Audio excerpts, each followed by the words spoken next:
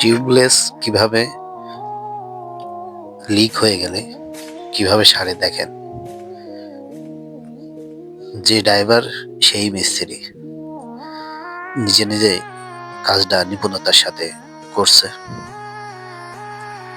যারা কখনোই পারেন না তারা আজ শিখে নেন এই ভিডিওটি দেখে।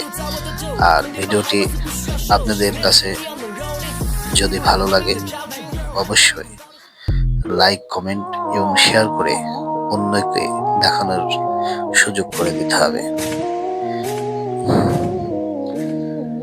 তো দেখতে পাচ্ছেন আপনারা লিক হয়ে গিয়েছে ওই জায়গায়।